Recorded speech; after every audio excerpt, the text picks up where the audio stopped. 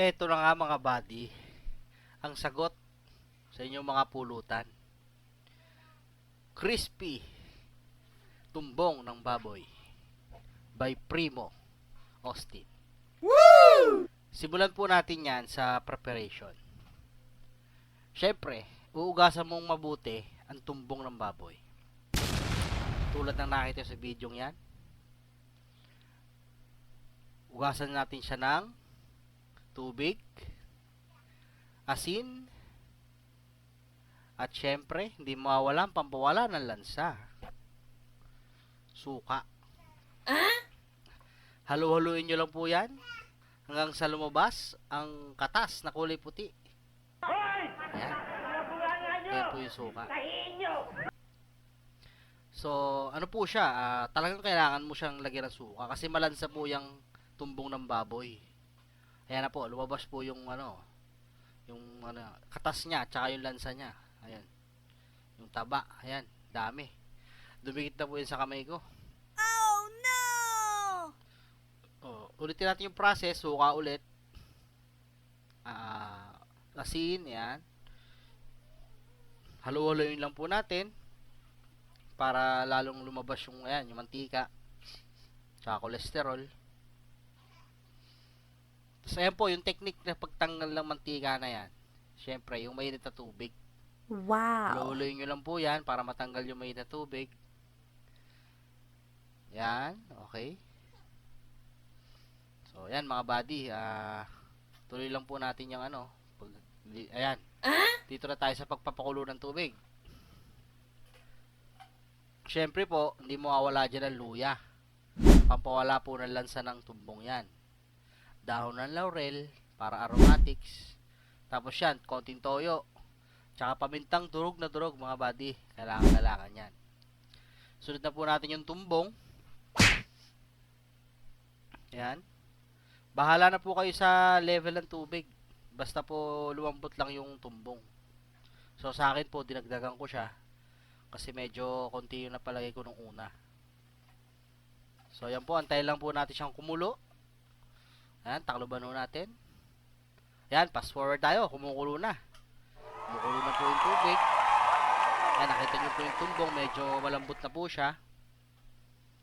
So, itry po natin, yan, ipinch-pinch lang po natin siya ng tinidor, tusok-tusukin lang po. Para malaman natin kung talaga malambot na. Ayan po. So, simmer lang po natin siya.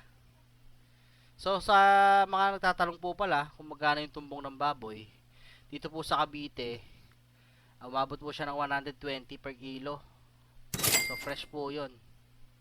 Tapos po, pinagdagdagan ko na siya ng 50 pesos para medyo madami-dami naman ng konti. Yan po, pagkatapos pong lumambot, gayat-gayati lang po natin siya ng bite size. Ayan.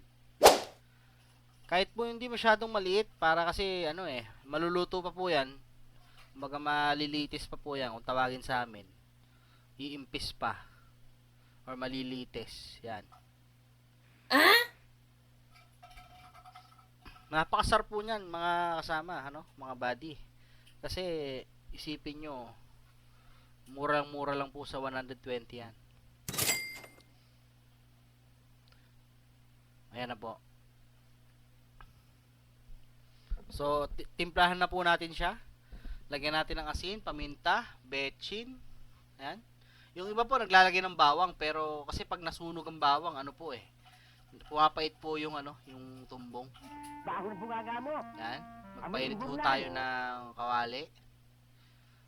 Ayan po. Kung makita nyo yung video, merong bilog na dyan, na tubig.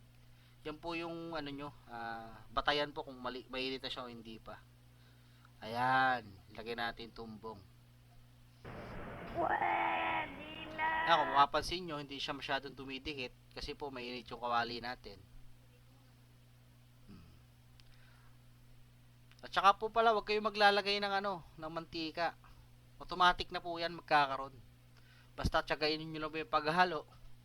Sabi nga po nila, pag may tsaga ka, may tumbong kang makakain. Ayan na po, ayan na po. Halo lang po ng halo. Hanggang sa, ayan na po, nagmamantika na siya kung mapapansin nyo. Yan. Yan. Sige po, halo pa po. Okay. Yun, lagyan natin konting nor. Nor, baka naman. Nor original seasoning. Yan. Lagyan ko po siya ng konting tubig para po yung mga residue sa ilalim Baliktad. lumabas po, tsaka kumapit siya dun sa karne. Masarap po kasi yun pag may ano siya, may konting sunog na picture sa pagkain. Ayan. So, napiprito na po siya sa stage na yan. Kailangan lang po nating halo-haloin pa rin. Sabi nga nila, paghahalo, makakaroon ka ng masarap na tumbong. Ayan. Halo lang po ng halo. Ayan. Shoutout ka pala sa mga nanonood. Sana po kayo nag-e-enjoy. Paki-comment nyo naman kung mga taga saan kayo para nalalaman po namin kung saan nakakarating yung video namin. At syempre, huwag nyo kakalimutang mag-like, subscribe, tsaka share. Para po patuloy pa naming mapaganda yung video. Yan. At saka masuportahan nyo po kami, mga bagong vlogger, food vlog, yan.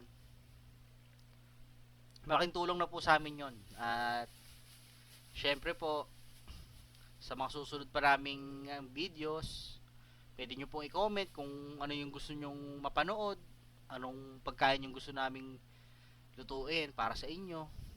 Yan po. Pwede rin po kayo mag-collab kung may naisip po kayo. PM nyo lang po dito sa page namin, dito sa YouTube channel. Yan. Comment lang po kayo. So, that's it po. Luto na po ang ating tan puluts. Ayan po.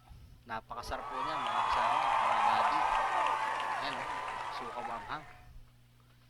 At sukang pinakurat. So, ayan po. Crispy tumbong ng baboy. Salamat po.